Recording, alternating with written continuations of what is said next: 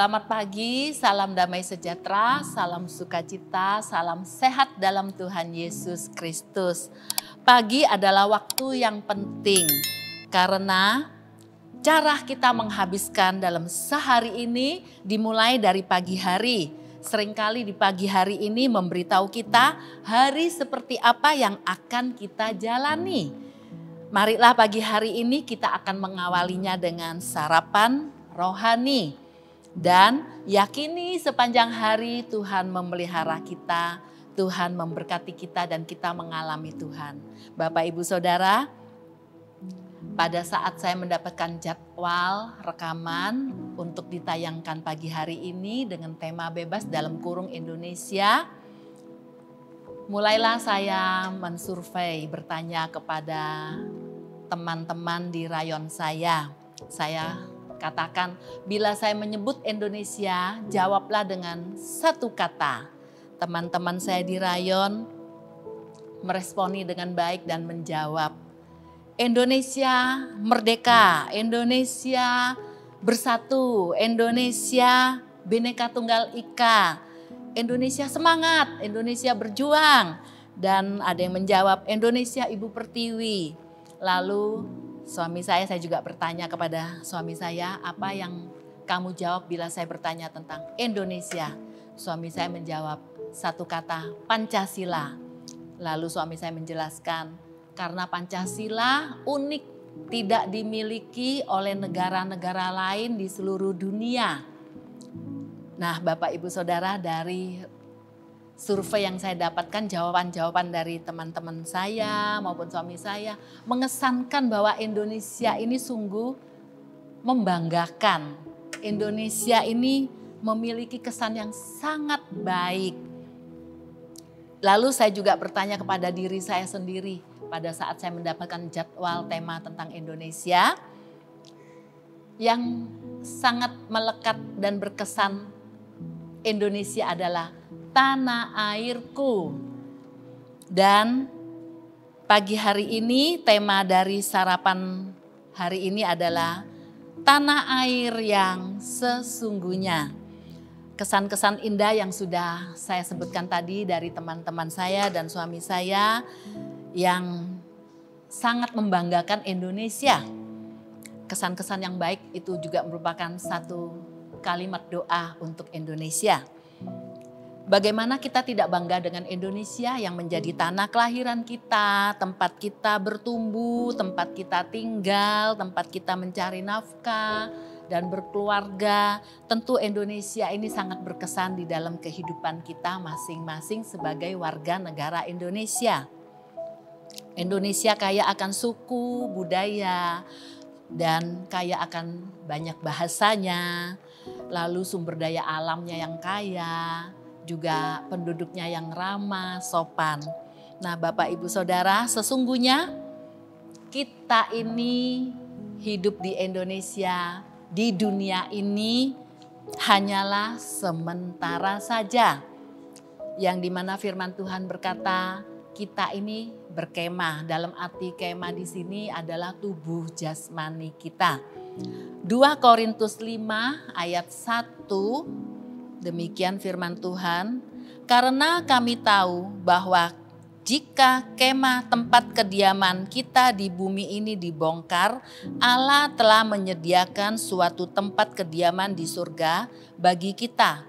Suatu tempat kediaman yang kekal yang tidak dibuat oleh tangan manusia. Wow, bayangkan Bapak Ibu Saudara, suatu tempat kediaman yang bukan dibuat oleh tangan manusia. Tangan manusia saja bisa mengerjakan, membangun gedung-gedung pencakar langit yang tinggi, membangun gedung-gedung yang megah, rumah-rumah yang bagaikan istana. Itu pekerjaan tangan manusia yang bisa kita kagumi indah.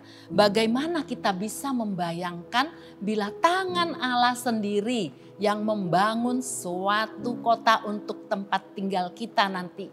Tentunya tidak cukup dilukiskan dengan kata-kata. Keindahan yang akan luar biasa yang tidak mampu kita lukiskan dengan kata-kata. Perbuatan tangan Allah sendiri yang akan menyediakan suatu tempat kediaman untuk kita kelak. Bapak Ibu Saudara, kita saat ini tinggal di dunia ini adalah hidup proses untuk pembelajaran yang berkelanjutan.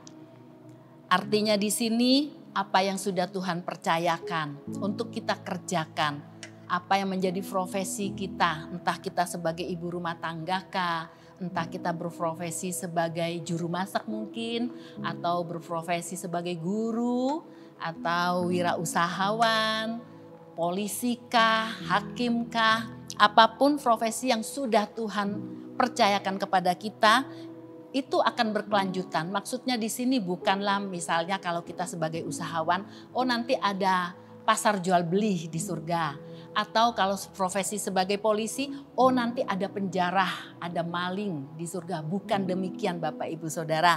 Tetapi yang dimaksudkan berkelanjutan di sini artinya adalah tanggung jawab, kesetiaan, ketekunan.